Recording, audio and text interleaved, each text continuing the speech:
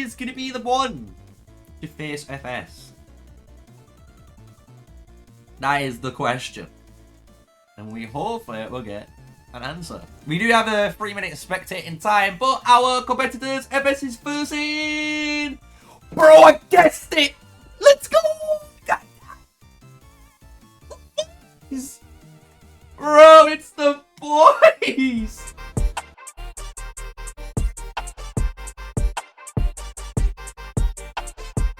Hello guys, and I hope you enjoyed the intro, and this is TFS versus GG. It's going to be an amazing fight, and you guys should know on this channel, we know the GG83 guys from last season when we was actually match made against them, obviously, in our division. So let's see how the TFS boys do. If you enjoy this type of content where I do highlight reels of, obviously, Roots of War content, you know what to do. Smash a like, comment, and subscribe. My name's MrSneakyy, an official Call of Dragons content creator with all of ours. Let's get into the first highlight of the game with the opening Gambit from both sides. And welcome to the first highlight. As I said, it's the opening Gambit, and we're just going to discuss basically what is going on. Because at the very start of the battle, you're going to be watching basically all the rallies getting initiated before all of the troops come out into, obviously, their respective areas wherever everyone is fighting. And you'll notice at the start, though, the GG guys actually only start around 3 rallies compared to TFS, quick on the trigger, setting up 6 rallies instantly. And the thing is, GG will, over time, respond to this. And you'll notice this through the indicator at the bottom. Just pay attention to it. You'll see 11, and you'll see it slowly increase over time, or just basically maintaining a very low number, because GG are constantly rallying, right? So when we go into the actual troops now, because we obviously can't see due to the fog of war, which we're just highlighting that if we had the outpost, you'd be able to obviously see that vision, but that's kind of the mechanic, as you guys know, in Roots of War. So when we go into this now, we start to see the troops coming out. We've got obviously some massive amounts of troops going all lanes, which is very interesting. The fact that we've got some troops going on the bottom side, some going in the top side, and even some going in the middle. And you can see GG now slowly poking their heads to see how many troops are basically here on the FS side, right? So are FS going to be able to actually withstand GG's first initial push, right? Because obviously with FS here, we have to obviously hold the bridge while we get all of our troops here, and you can see double rallies coming in. And this is what's kind of crazy in this opening Gambit, because we have MrSneakyy running, which I found kind of spicy, kind of like an old school Husk and Nika infantry build, all designed for like counter-attack damage. Some people might argue, why not just run a Husk Kanara? Who knows? But then we have obviously Dodan running a Syndron Freyguy rally, and this is obviously known to be the most single target DPS you can throw out there. But the problem is it doesn't really do much counter-attack damage back. So if you are really, really strong as like T5s, you're going to be able to swarm this thing down and kill it basically all the time, allowing it so when it does eventually hit that garrison, guess what? It's too weak to actually kill it, right? So I like this little opening fight that we get to see here. You can see FS actually looking pretty strong and winning the opening Gambit, if you want to state, of this first fight. But it does change very, very rapidly, right? And we can fast forward this, as you'll notice now, where FS are gaining control of the center, which is nice, but there is more than that one area, as you guys know, in the map. You can see here we have the very, very top side fight where GG are clearly wanting to control this, because they are basically swarming down the map's buildings instead of sending an extra rally there, because they thought, what's the point? We can just kill it with our marchers and then carry on doing what we were doing. And you can see it's clearly working. They've got the numbers advantage here on the top side. And this is all, again, within the first 10 minutes of the fight, right? And FS are needing to obviously keep control of the flanks. Because the problem is, if you guys do know anything, Battle Roots of War, the Lifestone does always get spawned, basically, around the top side or the bottom side first, and then it goes into like the center, and then it does the other one that it didn't hit, right? So you can get a proper a good schedule on it and where it's going to appear, especially if you're really good at Roots of War. You will know the exact spawn timings and stuff, so it's really nice, you know, to see that these alliances are preparing for the fight, right? So let's go forward and let's actually showcase one of these first fights, because you can see that FS are controlling the center, GG are controlling more of the top side, and the bottom side is clearly a nice 50-50 as of now in the first 10 minutes of the fight of this Roots of War. And welcome to the next part, and it is the first ever Lifestone fight, which I think was really, really good, because this is kind of where you can see things start to change, and this is where I would say the kind of pressure from GG really does show. And I need to give, obviously, the big W and congrats for this push that we're going to be watching. Because the thing is, what you're going to be seeing is the major fight for this area to control the Lifestones, right? They are really, really putting the pressure on. But the problem is, even though FS need to obviously dedicate our troops to this location, right, to obviously take the Lifestone, we can see on the map a different story, and that is the problem right now. We can see on the map there is so much blue, and that means GG have taken a massive building push before the Lifestone, knowing that obviously they need to have troops here to obviously keep obviously the Lifestone in check, right? It's the whole purpose of it. So I really like this kind of strategic thing that they've done, you know, on the GG side, and you can see the advantage that's gonna start to occur because of it. Because if you look at the very top of the screen now, you're gonna notice there's a 700 score per minute on the GG side compared to 110 on the FS side. And this is very scary, because basically the longer they can keep FS here and fighting this and obviously getting good trades, it's actually going to be better for them, because they're basically keeping troops off the battlefield, out of rallies, and able to reclaim those buildings that they've actually snuck under just before this Lifestone push, right? And now this is where it becomes critical, and you can see the planning all coming together, because now GG slowly are bringing more troops here, and we are seeing FS taking back some of the holes, which is great to see, because they are recognizing it. But you'll notice a big pressure difference, and that's what I'm talking about when it comes to this game. You can see here, like, GG just stopping Admiral's cavalry rally from even reaching the hole. They're able to just swarm this down, use Colossus as an infantry tank, and just tank this thing down. And it's terrifying to see that they're able to do this. So this is what I'm talking about. They're basically able to take buildings and gain that score per minute and now hold it.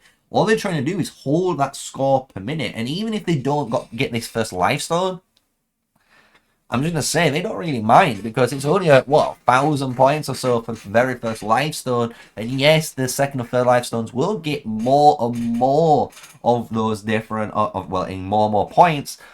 But if you've gained so much of a big difference throughout of this beginning Gambit, that is going to pay off. And that's what I think GG have played for. You can see it right now, where more reinforcements are now coming for GG83 from the top side, maybe from a refresh, and now coming down to the bot side and fighting FS. And the beautiful thing that we get to see here, even on the FS side, is they know they're on the back foot right now, and they need to get most likely reinforcements here, right? So the Beastmaster is under some really big actual, like, tasks right now, because what they need to do is keep an eye out, as you can see right above someone trying to take that Lifestone. They need to use that behemoth as much as they can to basically knock them away, hit them with their, you know, claws, just basically deal damage to anyone trying to take that Lifestone, to stop them and interrupt that channeling ability and allow hopefully the FS reinforcements to come. So this is very important, as you can see, and I've marked it even in the gameplay when we was talking about on the live stream, that this bear right now is doing so much work. The fact that it's trying to maybe like kill one or two marchers that are dead, but then when it notices straight away someone trying to touch the Lifestone, guess what? It's instantly there. It's instantly stopping those people from taking the Lifestone, and it's doing a fantastic job just trying to buy time for the FS guys. But you'll notice this is the issue now. We've got the reinforcements coming. There's just not enough FS left over, and it's just down to the bear now. The bear needs to do all of the work in order basically to get these reinforcements here and hold off, because you can see slowly but surely up at the top now, guess what? The score per minute is changing. We're at 630 to 260. We can see even 2 buildings on the minimap flashing right now, showcasing that FS are sending rallies to those buildings and it's under attack. So they're hoping to take control of those buildings again. So they are understanding they were under threat. They understood that GG were doing this big pressure push before, trying to hold them here to get this massive score advantage, which honestly did work. Look, they've got almost a nearly double score advantage. They just need to get basically at 11,000 and they're basically there, right? Which is kind of scary. So let's move into the next highlight. I thought this was a fantastic fight, and you can imagine, and I'm not going to spoil it too hard. If you want to watch the full game, you can. But they do get this first Lifestone right here. Congratulations to the first Lifestone, and you will notice this in the very top corner in a moment when we check into the next highlight. So the next highlight does come as you can imagine, the second Lifestone spawns, and you can see the pressure difference from GG to FS. And this is what we're talking about in the opening Gambit of both teams. You can see basically FS trying to do their big swarm on every building, which was really effective. And it does delay the score. I'm not gonna lie, it does delay the score. But you saw GG fight straight back and time their push with a Lifestone push, which is very scary, because when you're fighting, like we said, you're not actually taking control or trying to, you know, go on the offensive or defensive on any of your buildings. And you can see this slowly start to occur again. So at the moment, we've got a nice even 520 to 520 on both sides. And yes, there is a 10,000 score difference, but if technically FS were able to capture and hold a couple of more buildings here, they're able to swing this back in their favor. However, this is where the pressure of GG does come in, and this is where I think FS, even having fun throughout all of this, will commend them and say, do you know what, they did a fantastic job during this stage. Because if you look and pay attention to the minimap again, look at it, it's flashing everywhere. Yes, we have an FS attack on the middle center building Hall of Blessings for the GG. However, if you look, we have the very top Hall of Blessing under attack from FS. We can see the Hall of Courage now being taken away from FS and is now under the control of GG. And that changes the points. 520 to 440. Now we're at 520 to 290 because they've taken the Hall of Blessing, and the entire Lifestone fight is here. And you can see the Lifestone has been taken. And I thought, and this is what's scary, and again, I must give complete props to this behemoth player right now, Sunzo, because Sunny here is doing an insane job. Because I honestly thought, and I'm not gonna lie, I honestly thought FS had lost this Lifestone. Because look, you can see the fight is so deep, right? So basically FS need to beat this entire murder ball on screen, and then they need to move forward and catch up to all of the space that Lifestone has made, right? But guess what's happened? And this is what's crazy. I only just noticed on the minimap, wait a minute, the Lifestone's not moving.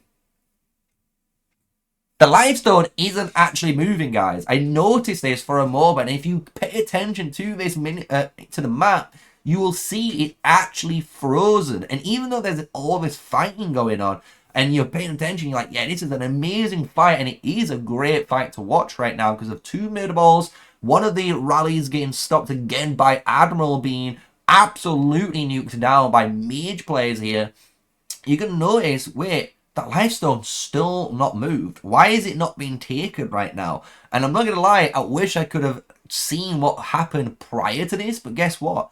It had been dropped. It has actually been dropped. You can see actually at the top now, it's starting to be traveling. It's traveling and it's traveling, but the actual behemoth was able to kill it. It was able to actually stop this Lifestone from moving and killing the march and making someone else obviously pick it up. And then slow it down. So I honestly thought that little bit of time, even though FS couldn't obviously push through and help that Hydra and maybe get that Lifestone, I thought it was again a really good job from the Behemoth Master, the Beast guy, able to basically do fantastic AoE damage, killing the guy with the Lifestone, delaying it as much as possible, and giving technically FS every opportunity to try and win this murder ball here and push forward.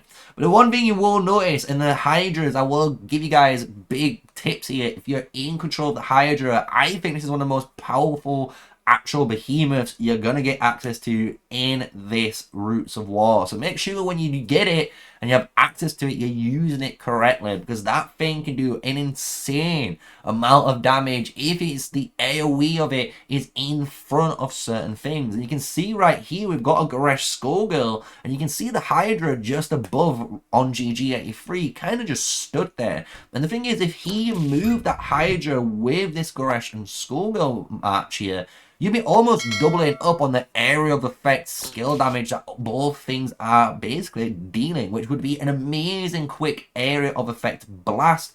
And you can see it now coming into, you know, play. But my personal thing is, guess what? It was a little bit too late, and Colossus has been hanged out to dry there, unfortunate.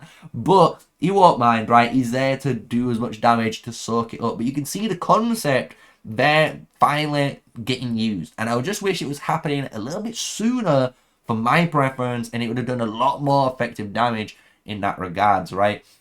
So let's move on. Let's go into the next actual highlight. It's at 25.7k to 10.6k, and you can see 780 score per minute to 110 score per minute on the FS side. So GG83 are still leading very confidently, and they are continually putting on the pressure. So are FS able to climb back from this?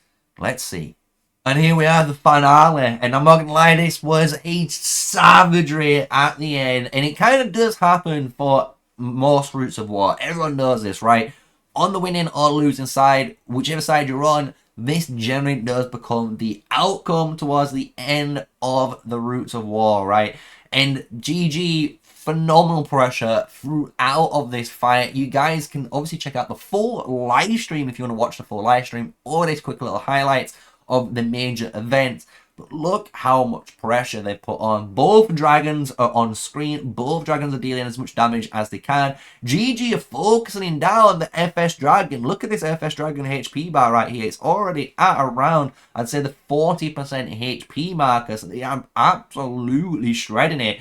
And FS sadly stuck at the gates, right? But either way, 9 minutes remaining, 42,000 to 12,000. It is physically impossible for these guys to actually climb back and get the score per minute, you know, to get these guys and potentially get the Lifestone, because you'll see it was going to be traveling in a moment, but guess what? You're not going to be able to obviously see it, because guess what? They're locked in, you know, they've got the free travel. You can see it on the mini-map moving slowly and gradually to their middle Hall of Blessing, and you'll notice then the finale Lifestone cap being from 3 going up to 4, and you can see basically now fully in control, everything in the GG side, complete control on dominance.